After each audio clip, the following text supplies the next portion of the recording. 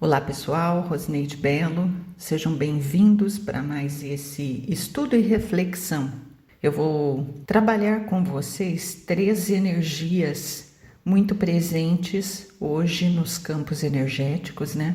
E uma delas deforma muito a geometria do campo, gerando com o tempo, claro, doenças, crises, até síndromes e transtornos.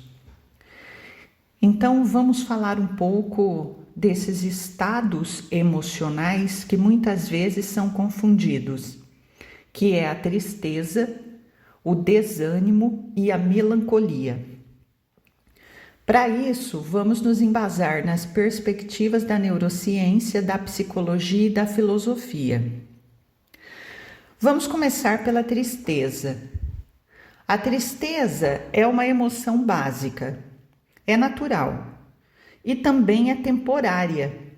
Todos nós experimentamos essa emoção em resposta a eventos específicos, como, por exemplo, a perda de um ente querido, um desapontamento, uma contrariedade ou então um desafio muito difícil que chegou para você. Neurocientificamente, a tristeza está associada a uma diminuição na atividade dos circuitos de recompensa do cérebro e também o aumento da atividade na amígdala. Essas áreas estão relacionadas à dor emocional e ao processamento do que chamamos aqui de emoções negativas.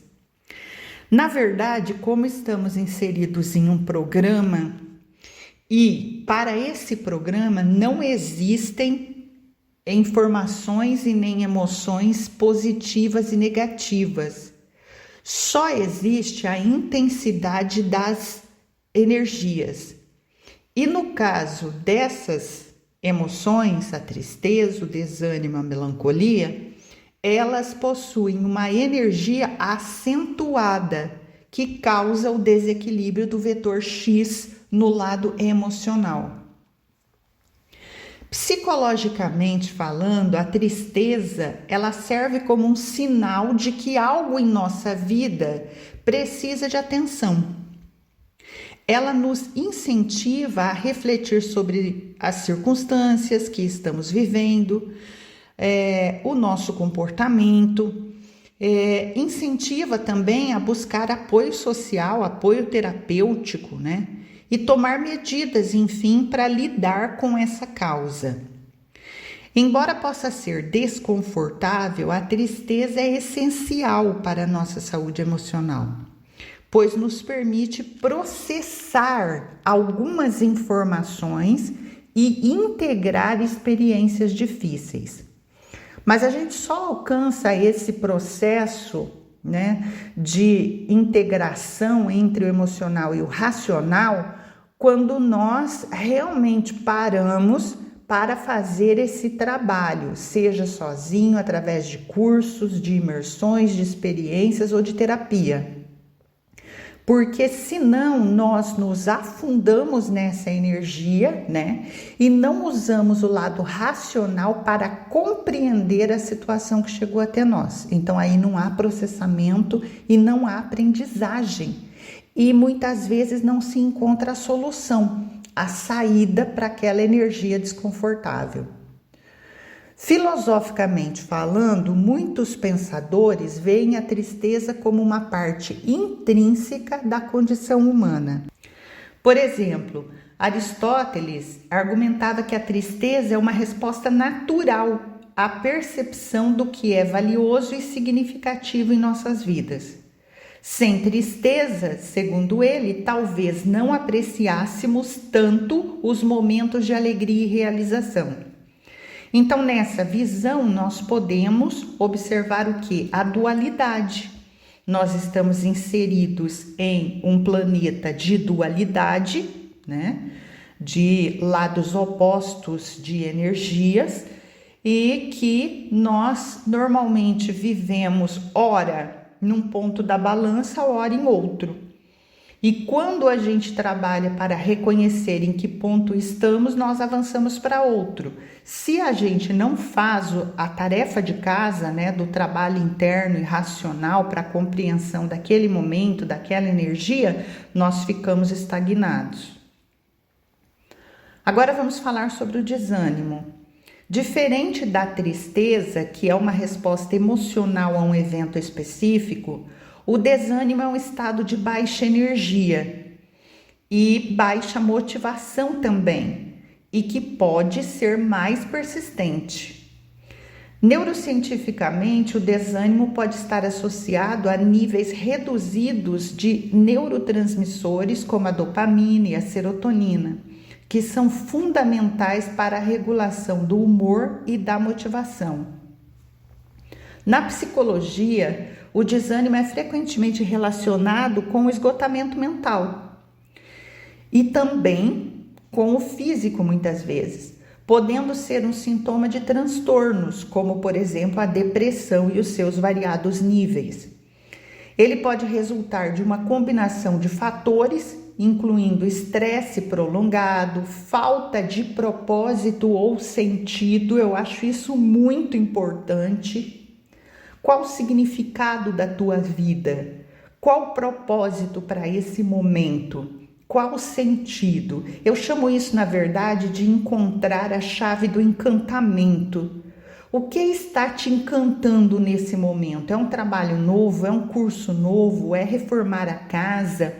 É fazer atividade física? É mudar a forma de se vestir, de se apresentar? Tem que ter um significado, tem que ter um propósito para cada momento da vida, porque senão nós só sobrevivemos, né?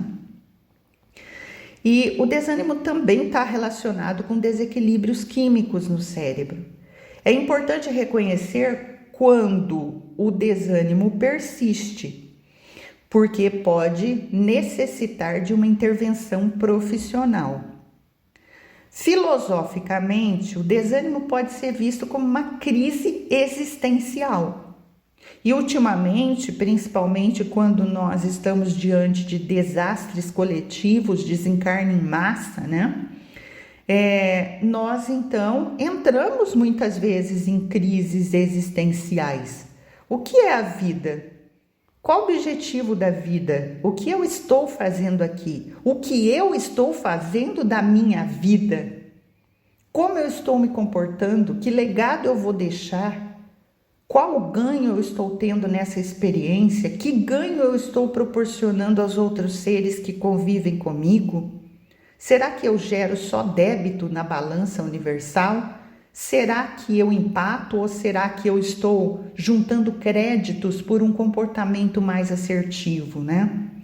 Então, nessa crise existencial, nós vamos buscar esse sentido da existência, né?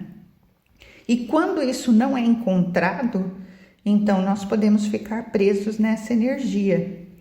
Pensadores como Jean-Paul Sartre discutiram que o desânimo no contexto da busca por significado é uma coisa aparentemente indiferente, porque, segundo eles, confrontar o desânimo é uma oportunidade para refletir sobre nossos valores e encontrar novos caminhos de significado. Mas o que acontece com a maioria é que as pessoas não fazem esse confronto, né? Elas não discutem sobre aquela emoção que elas estão sentindo. Elas vão muitas vezes para os remédios alopáticos e eles adormecem, né? Então, quer dizer, ela não vai buscar o racional para equilibrar o emocional do vetor X, falando que estamos inseridos em um programa e o programa funciona assim, né? Essa dualidade emocional-racional. E se a pessoa não faz esse confronto, por que eu estou desanimado, né? E vai buscar a fundo com terapia, com profissionais, com cursos, com estudos, né? Ela simplesmente passa indiferente por aquela situação. E ela se anestesia e assim prossegue, ou com a bebida, ou com cigarro, ou com vícios diversos, né? Na busca por prazeres momentâneos, e ela vai sobrevivendo um dia após o outro. Mas, por fim, vamos falar da energia que eu considero a pior energia quando você a encontra em um campo energético, né? Que é a melancolia. A melancolia é um estado emocional complexo e profundo. Frequentemente, ela é caracterizada por uma combinação de tristeza com reflexão e contemplação. É um estado que a pessoa fica como que paralisada, fica como que em letargia, em inércia, né? Neurocientificamente, a melancolia pode envolver padrões de atividade cerebral semelhantes aos da tristeza, por isso que pode ser confundido com tristeza, mas a melancolia é mais profunda, né? Porque ela tem uma intensidade maior no campo e uma duração maior também. E muitas vezes está associada a uma ruminação constante. Ruminação de mágoas, de frustrações, de decepções, de, sei lá, uma humilhação ou uma situação que você agiu de forma inapropriada, infeliz, e a pessoa se prende naquela situação e vai colocando mais energia quando rememora, que chega uma hora que aquela energia cresce dentro do campo e começa a tomar conta do comportamento da pessoa, né?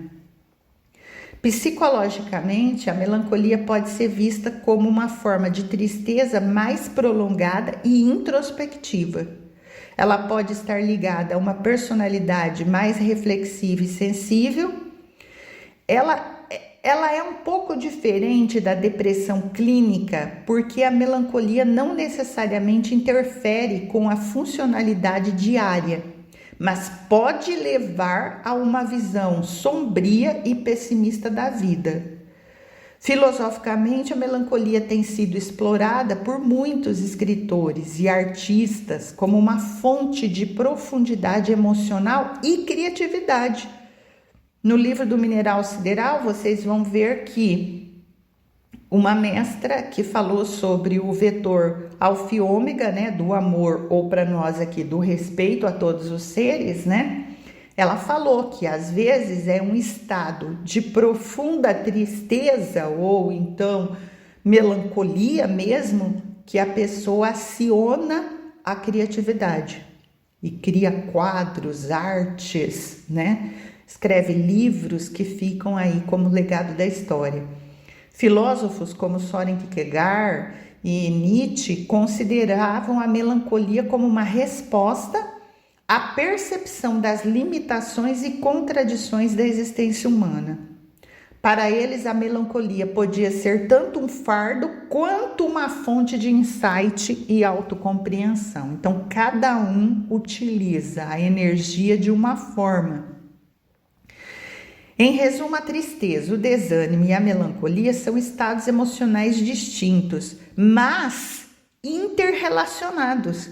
Por exemplo, é difícil, mesmo para o profissional, chegar a um diagnóstico, né, claro e preciso. É necessário, às vezes, muitas sessões, às vezes, a aplicação de alguns testes, né? Então, a tristeza é uma resposta emocional específica e temporária.